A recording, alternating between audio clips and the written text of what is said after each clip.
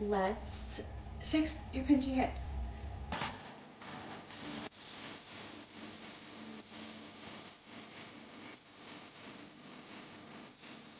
So first things first, if you are somebody that likes to sit cross-legged or to like totally flare your legs out to where your knees are on the ground, we want to get away from the extreme ranges of motion.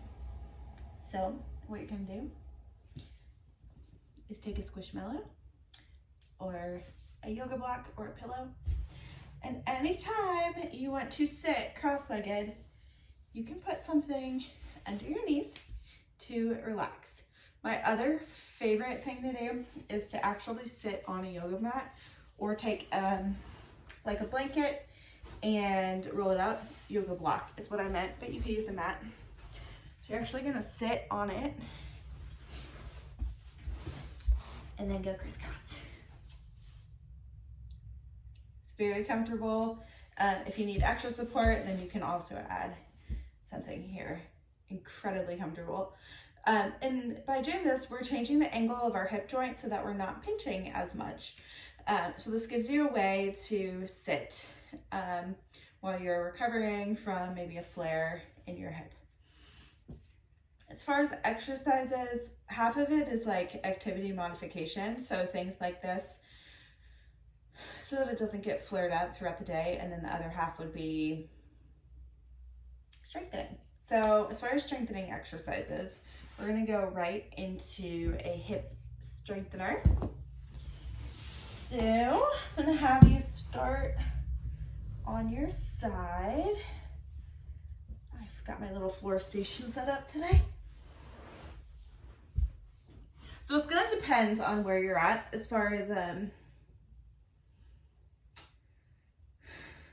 like how much pain you're in that day. What you're gonna try is bottom knee up. You're gonna roll those hips forward and you're going to very lightly lift that top leg back diagonally. If you come too far forward, so we'll say this is in line with your body, if you come here, that has the potential to really flare things up. So we've got to make sure those hips are rolled forward, and it's not going to be a crazy movement, just a little movement.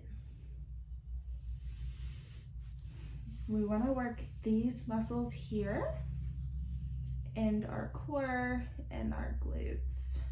Well, this is your glutes, but your glute med, and then we want to get glute max and give this a little break. We're just doing like 10, okay? And then you could do 10 on each side.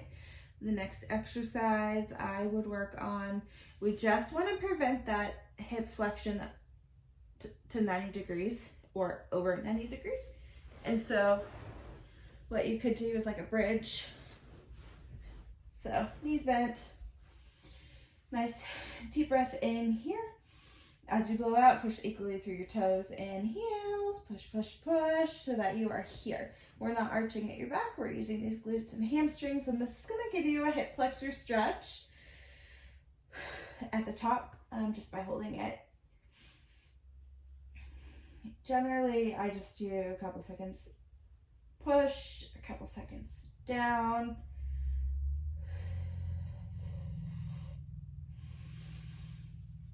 With nice deep breaths.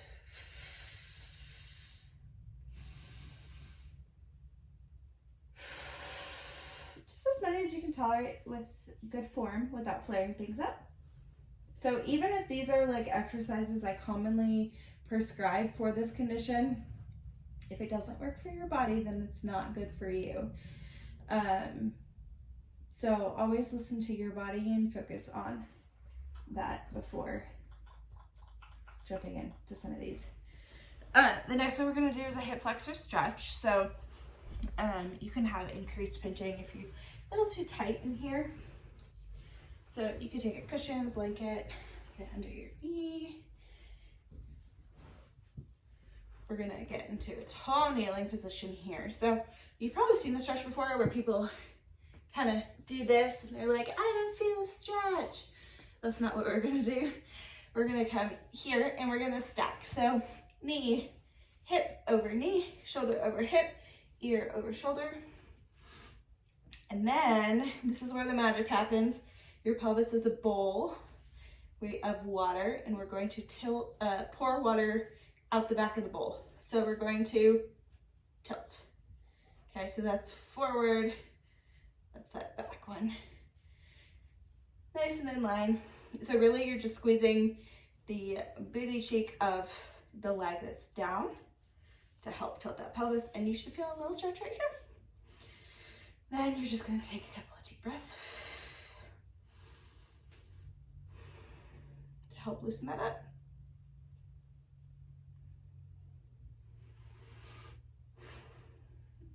For stretches, I would hold 30 seconds to a minute and then follow that up with strengthening. So you can do the same thing on this side. Stack, tilt, and breathe. You'll feel it in the front of the leg that's down. And take a couple of deep breaths.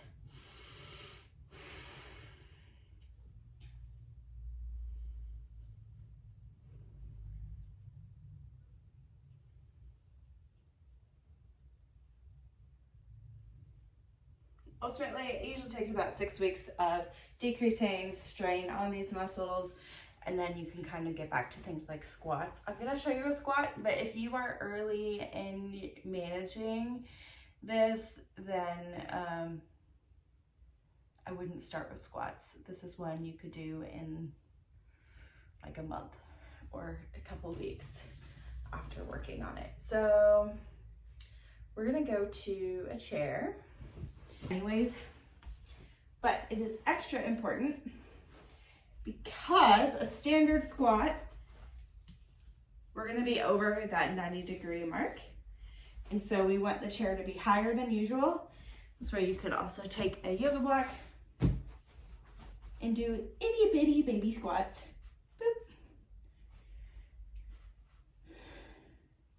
Okay, so we're not getting that knee up to that 90 degrees. This is what we don't want.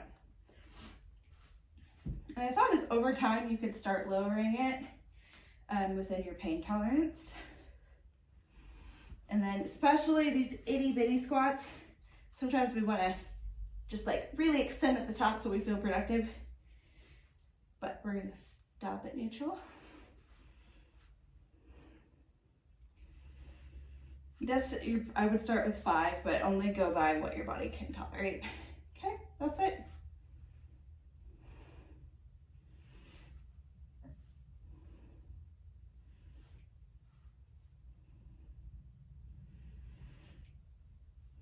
All right.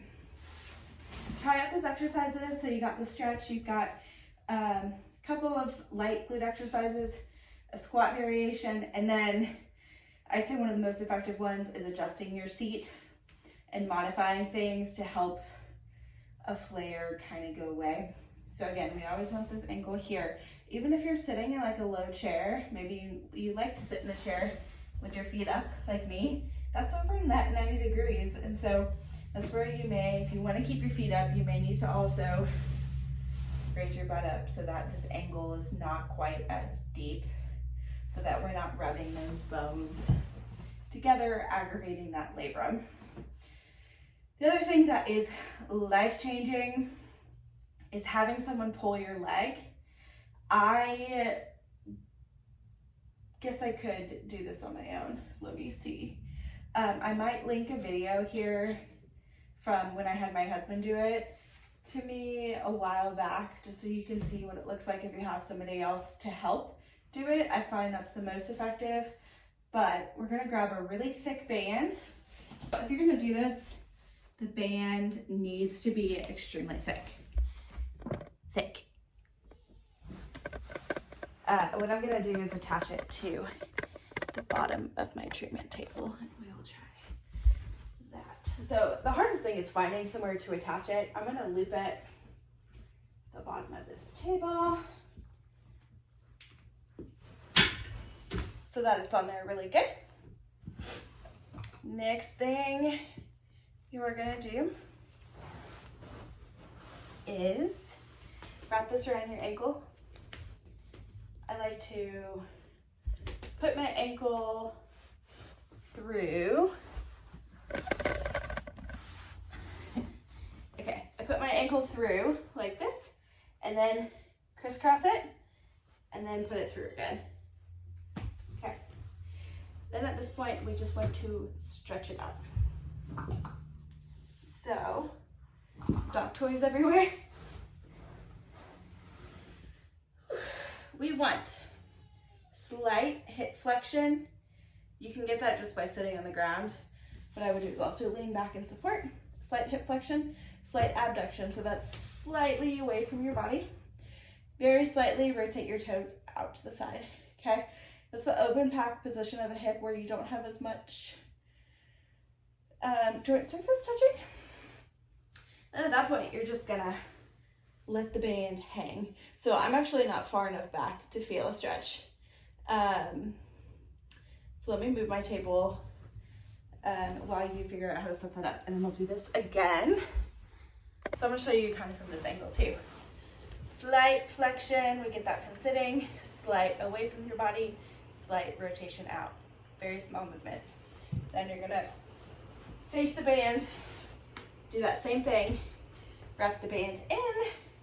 I like to do another wrap around so that it doesn't go flying. You're gonna scoot back. Okay, slight flexion, slight abduction, slightly out. And then you're gonna try to relax as much as you possibly can and let the band feel like it's pulling your joint out of socket. And then you're just gonna breathe and try to relax.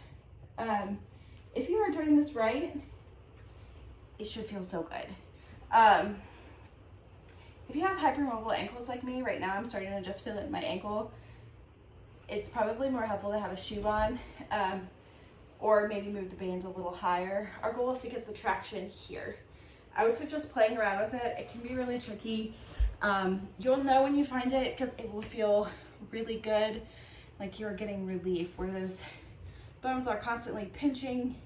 You get space, a little bit of space in there. And then I will link at the end of this video just kind of a way somebody can do it for you. I also have a full vlog for exercises I did with hip impingement, more towards the beginning of my page. So if you want to watch what I did in the gym when this flared up on me, that's also a good video to watch. So try out these tips, let me know how they feel, comment below if you learned something new and how it felt. And then I will see you next time.